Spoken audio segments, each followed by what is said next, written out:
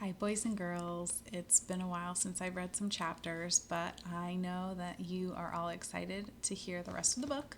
So tonight I am going to read chapter 9 and chapter 10 of Nuts to You. Chapter 9, here we go. We got to start with a picture, is called What It Was. All right, so here we go. So again, I'm going to try to hold it up so that you can see it and I can read it at the same time. All right. There were a few creatures who did not scatter. Insects, burrowers. An ancient mink, so old that he was beginning to think he might be immortal, looked out from his hole, shook his head, and went back inside. The blue jays hopped or flew just beyond the tumult and screamed back at it. And a few brave and curious souls ran only a little way before turning around and trying to figure out what it was they were running from.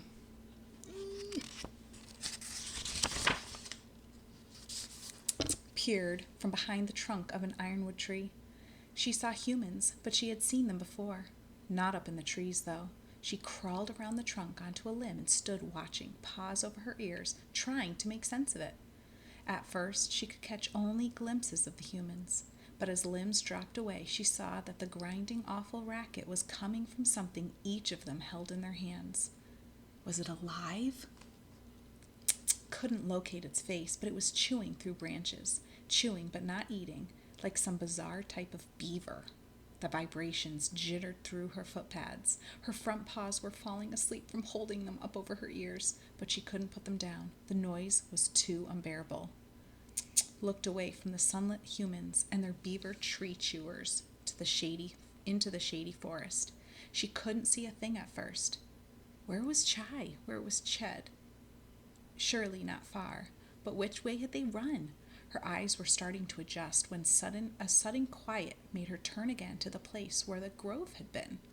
She squinted at the brightness. The humans were dropping to the ground. Noise erupted again as they used the tree chewers to gnaw the tree parts into even smaller bits, which they arranged into piles. They weren't making nests for themselves.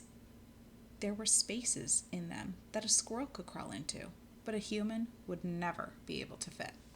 So they're piling them up there.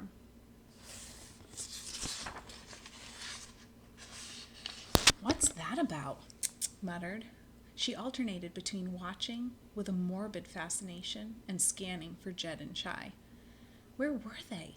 She felt sure they would find her, but she wished they would do it soon. The deafening din abruptly ended. The sound of wood falling on wood could be heard, and the voices of the humans. After a time when it seemed that the relative quiet might last, those creatures who had scattered less distantly began to make their way back. Cautiously, they crept to the chewed-off edge of the livable world.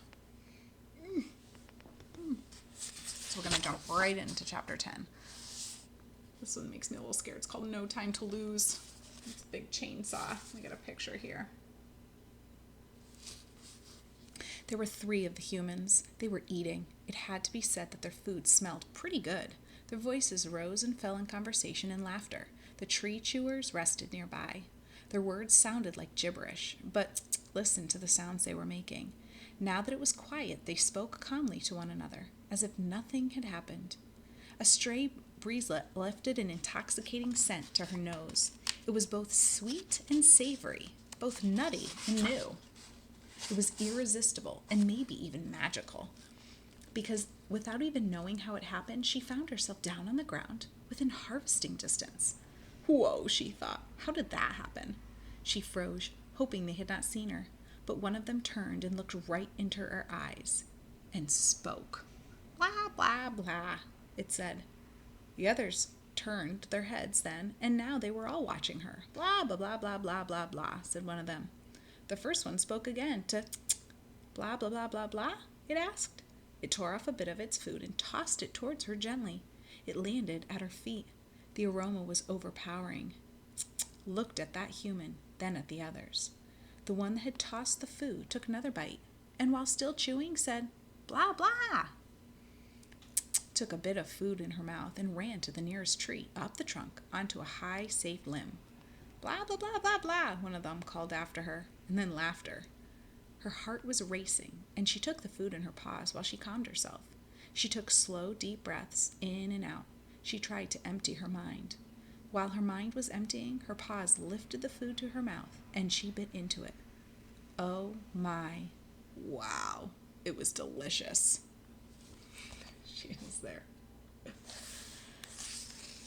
What was this brown, creamy stuff? She had never tasted anything quite like it. She licked her paws where some of the stuff had stuck. She looked back down at the humans. What were they up to? She didn't like hawks, and she didn't like wolves, but she understood them. This was more confusing. With a fluttering of wings, a young screech owl settled down next to her. "Look at them!" screeched the angry bird. "Hoodlums! Barbarians!" She blinked in the unfiltered sunlight. She had been sleeping, though poorly, when her home split in two. "What kind of wild beasts are they?" she sputtered. "Maybe they will build some kind of nest now," said. "Maybe this destruction is over." "No," said a familiar voice to the other side of her. Whipped around. It was Jed! "Jed!" she cried. "Where have you been? What took you so long? Where's Chai?" Before he could answer, she hugged him hard around his middle. There's the owl. There they are. "I'm just so glad to see you," she said, half into his fur. Jed couldn't help laughing, but he had no good news. "I haven't seen Chai," he said. "Not yet, and I don't think it's over. The humans aren't finished. They're going to keep going as soon as they've eaten. Look!" Looked where he was pointing and saw that it wasn't just this grove that had been dismantled. There was a long furrow of empty air as far as she could see. Empty, that is, except for the buzz paths and the frozen spiderwebs. They're making a desert. They're making a desert all along the buzz paths, said Jed. "Why are they doing that?" asked. "What for?" Jed shrugged. "Beats me," he said. "Who knows?" We have a little footnote here. They were doing it to prevent the trees from bumping against or severing the power lines, which can cause all kinds of problems, including fires.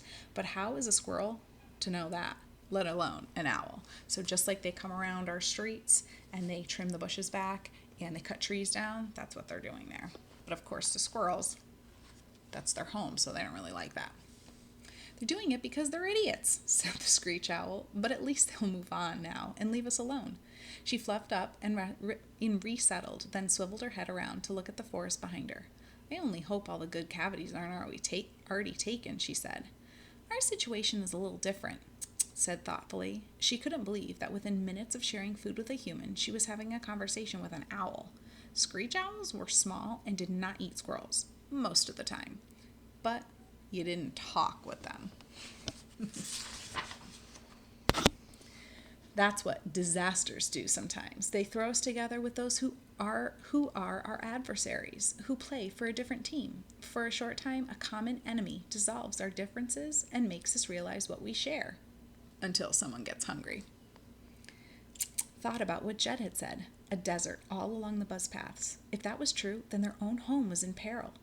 "We're from further up on the buzz paths," she said. "Our families." Her voice broke, and she hid her face in her paws. She had been brave so far, but saying those words out loud opened a floodgate inside her. How blithely she had left them all behind, but she had never planned to leave them forever. And what would happen now? Her shoulders shook. Jed looked at her in surprise. He hadn't made the connection yet between the buzz path and the unexpected appearance of his friends. "Wait," he said. "You mean these are the same buzz paths? Our buzz paths? Is that how you guys found me?" Nodded, her face still buried. "I climbed to the treetop," she whispered. "I watched you fall from the hawk. I counted the objects." Well, of course, thought Jed. Everything had happened so fast. Events had tumbled over him helter-skelter. He hadn't had time to make sense of them, but now he could see it. Of course, it was the buzz paths. How else could Cheyenne ever have found him? Was weeping quietly. Jed took her paw and squeezed it. "It's okay," he said. "Don't cry." "Why not?" asked in a quavering voice. It was a good question. Jed didn't have an answer, except maybe because if you keep crying, I might cry. Instead, he asked gently, "How many objects were there? How far did you come?" He asked because he wanted to know, but also because sometimes getting someone who is upset to think about numbers can help them to calm down. 3, sobbed 3 objects. She began to sob harder. The calming by numbers wasn't working yet. The screech owl turned her head sideways to observe them. There's no use in blubbering, she said. Get on with it. Find a hole. Look for food. She fluttered to the next limb. It is what it is, they heard her say. Then another rustle of wings and, more distantly, move on. Get a grip. Deal with it. Sobs were subsiding, but she was still distressed. You move on, she muttered. Stupid owl. Oh, sorry. I guess that's redundant. So much for interspecies harmony. Think of it this way, said Jed. It's really lucky that we're here right now, that we saw all of this, because we can go back home and warn everyone. But we have to now. There's no time to lose. This had just popped into his head, and he only said it for something to say. But it was a sensible idea, and it shone like a ray of sunlight that finds its way into a dark cave. The light showed a path out of her despair. Because she was a creature of action, she wiped at her eyes with the back of her paws. She squared her shoulders. Okay, she said. What about Chai, though? We have to find him. She turned and scanned the trees. Right, said Jed. Absolutely. We have to find Chai. He didn't know how on earth they could do it. But maybe the answer to that would pop into his head, too. Sounds like they have a plan.